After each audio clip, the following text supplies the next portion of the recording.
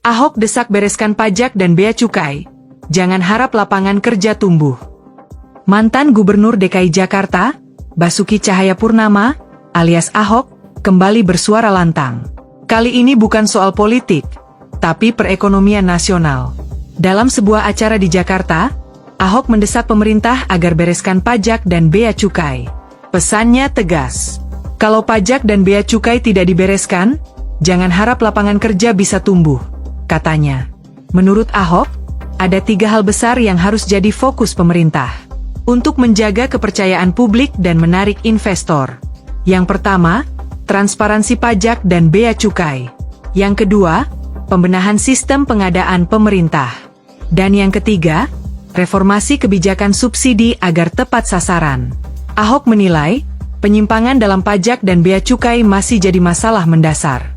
Bukan cuma merugikan negara, tapi juga mematikan industri kecil dan membuat sektor manufaktur sulit berkembang. Banyak pabrik kecil tutup karena kalah bersaing dengan barang selundupan, ujar Ahok dalam acara Permata Bank Wealth Wisdom 2025. Jakarta Pusat, Selasa, 7 Oktober 2025. Selain itu, Ahok juga menyoroti sistem pengadaan barang dan jasa pemerintah yang dinilai berbelit dan tidak transparan.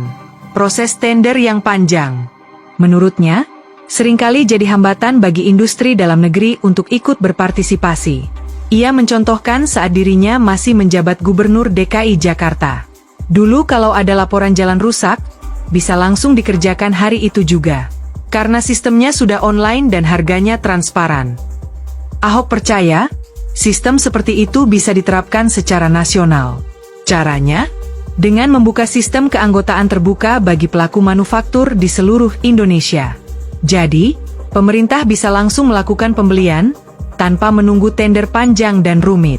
Tak hanya itu, Ahok juga menyoroti sistem subsidi pemerintah. Menurutnya, sudah saatnya subsidi barang diubah jadi subsidi digital atau cashback. Dengan sistem elektronik, semua transaksi terekam. Bantuan lebih tepat sasaran, dan potensi penyimpangan bisa ditekan. Ahok yakin, skema digital akan mendorong daya beli masyarakat bawah, tanpa menimbulkan distorsi harga di pasar.